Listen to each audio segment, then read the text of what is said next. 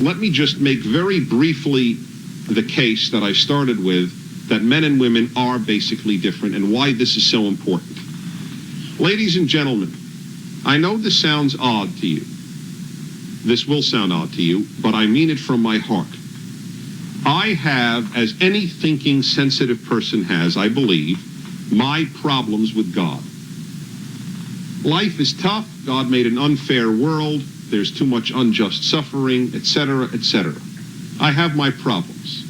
And God did not make his existence obvious and incontrovertible. There is a tension for any thinking person with regard to God, and I understand it. Ironically, one of the arguments I posit on behalf of God's existence is male-female differences. While it is true that male-female differences lead to inevitable tensions between the sexes, this is without question. And by the way, it is very important to know that, and I'll talk about that later, tension between the sexes. It is so interestingly constructed male-female difference that I am convinced it is not simply evolutionary, it is a matter of design. That men were designed in one way and women designed in another, and while it is cause for problems, it is really the tension and the chemistry that make the other one necessary. I am of the school that a man is not fully human without a woman, and a woman is not fully human without a man. That is a deep belief of mine. It does not run against the following. Does that mean if you are widowed or could not find a mate or choose not to ever marry, that I think you are an inferior human being? No, I would never make such an audacious comment. Saddam Hussein is married. Okay?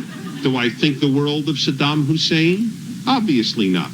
And one of my dearest friends in life, two of my dearest friends in life, are single men whom I adore both as men and in their characters.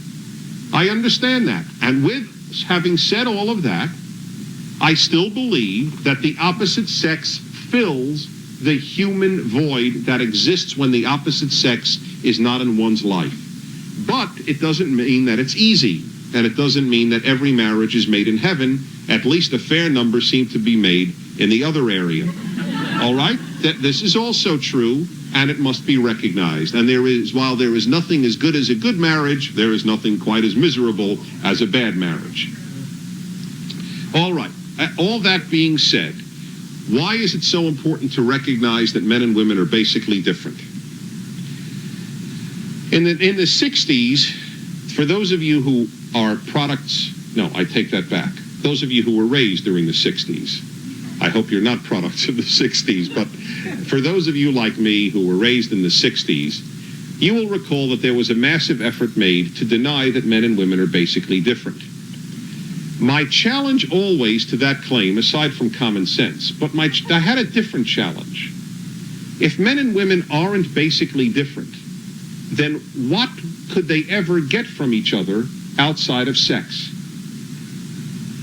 One of the reasons that the 60s generation was known for its sexual profligacy, I am convinced, is as a result of the denial that men and women had anything other that was different.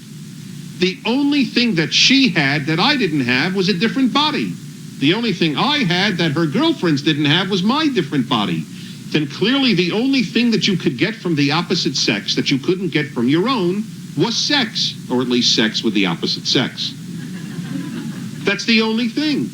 I hope this is clear to you. The moment you deny that men and women are basically different, then clearly the only difference they have is physical.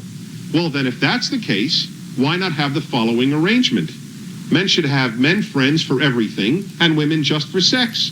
And women should have women friends for everything and men just for sex.